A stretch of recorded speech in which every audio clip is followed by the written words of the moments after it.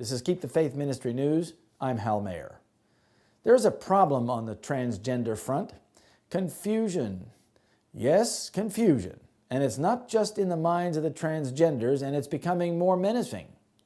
Nowadays, if you maintain the viewpoint that there are men and there are women and that the difference between them is fundamental, you're a bigot on par with racist, sexist, or homophobic. Nowadays, we must recognize gender fluid as a relevant and equal gender subset.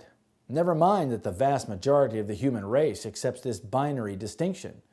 The new bigotry is fast becoming an enforceable orthodoxy, and children and young people are facing an attitude reassignment.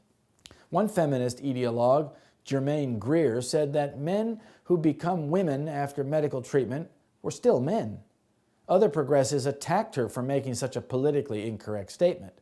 Some think that transgender people have been failed, not that their sex change surgery was a failure, but that the society won't shake its objective evidence criteria for determining what gender they are. They should be able to switch back and forth at will, I suppose. And in some places like Ireland, Malta, Argentina, and Denmark, all you have to do is fill out a self-declaration form. Gender has become irrelevant, according to British Tory MP Maria Miller. We should be looking at ways to try to strip back talking about gender. Yet the political class is obsessed with gender issues and can't stop talking about them.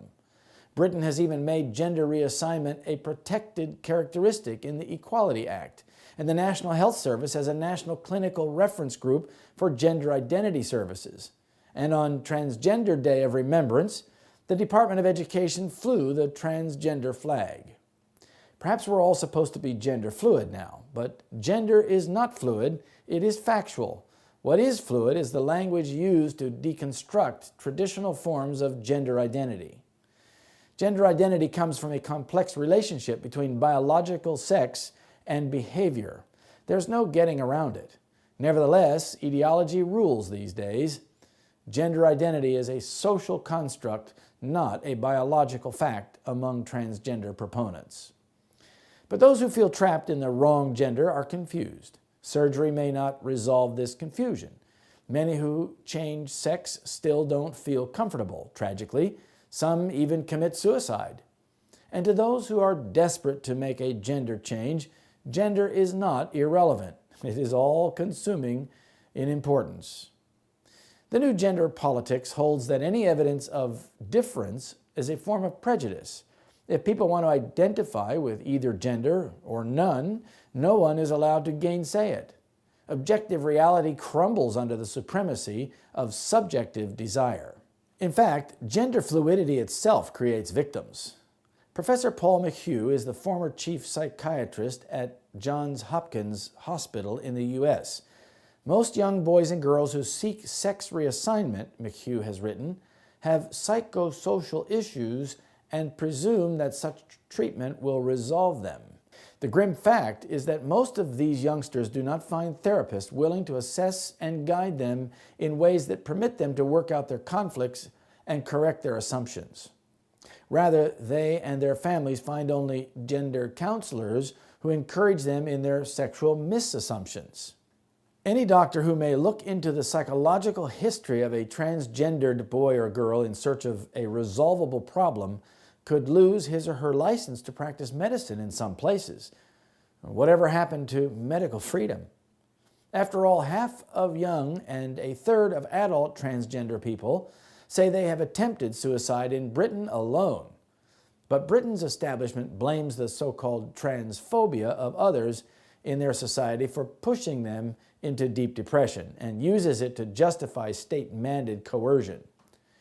Trans and gender issues, they say, should be taught in schools as part of personal, social, and health education. We can all predict what will happen. Gender fluidity will be actively promoted as just another lifestyle choice, and any differentiation in value between behavior or attitudes is bigoted and prohibited. They must wipe gender from a child's mind as well as any notion of gender norms. And though most children grow out of any gender confusion they may experience, the establishment doesn't want that to happen. Instead of viewing it as a temporary health issue, It has become a political statement to be enforced, and gender fluidity deniers will be accused of hate crimes. The West is very much on a journey from divorce and lone parenthood to gay marriage. What was once regarded as a source of disadvantage or category error has been transformed into a human right.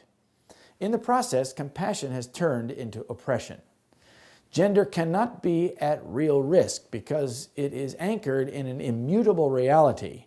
What is on the cards is oppression, socially engineered dysfunction, and the loss of individual freedom.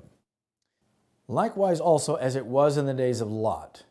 But the same day that Lot went out of Sodom, it rained fire and brimstone from heaven and destroyed them all. Luke 17:28 and 29.